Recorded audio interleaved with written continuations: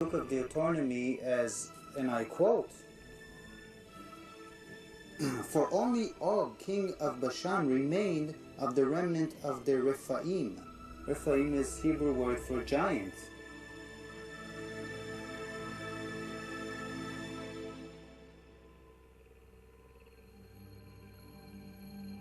The surface of our planet is strewn with gigantic constructions dating back thousands of years. They're in the deserts, on the plains, under the oceans, high on the mountains, like those in South America. I think the world looked like the cities we see in Machu Picchu, Tiahuanaco, Sacsayhuaman. I think it was a world peopled by giants who structured their buildings out of massive building blocks, 500-ton, 250-ton blocks. Massive ruins, the scale of which stagger the imagination, are found throughout Central and South America.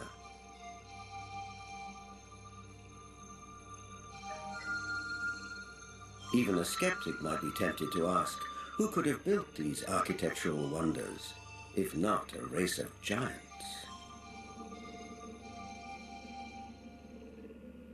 People of the Mediterranean island of Malta have an ancient belief that their island was known as the last stronghold of the giants of Europe.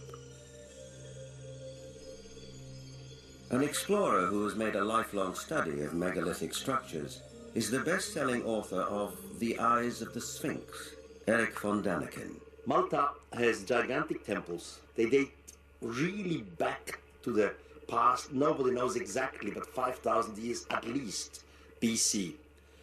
And one of the temple in Gozo still today has the name the Temple of Giant, Gigantia, they call it there. A local legend says the temple was built by the giantess Sansuna. The blocks are so huge, so heavy, that no normal human being could have moved it. In Bolivia, only 30 kilometers from Lake Titicaca, there are gigantic stone platforms all over the place.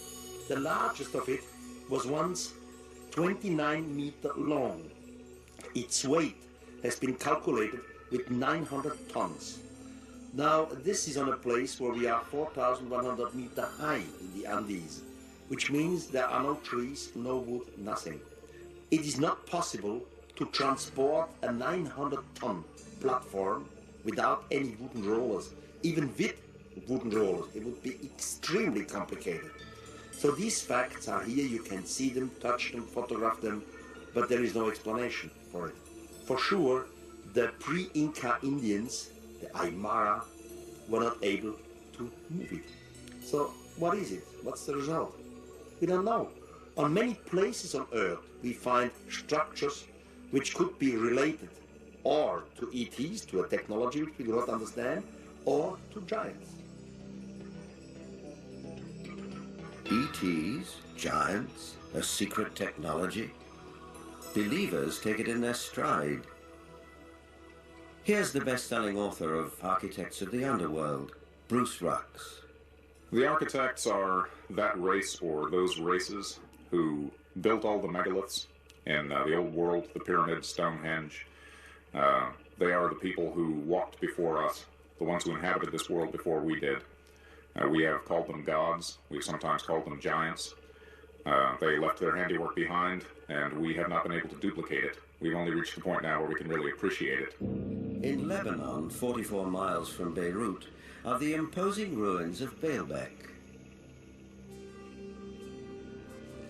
There is mention of this place in the Old Testament's Book of Kings. Baalbek in particular is a very good example. That has the trilithon. Those are the largest stones in the world ever used for construction. They're so large we don't even know their actual weight. Those stones were somehow quarried, moved 5 miles, lifted 25, 30 feet in the air, and placed together so closely that you can't fit a razor blade or a piece of paper in between them. We have no idea how they did it. We don't have a crane in the world that can lift weights anywhere near what those things are. No one knows for sure, but according to Arab tradition, the earliest temples were built here after the Great Flood by a tribe of giants for the biblical king Nimrod.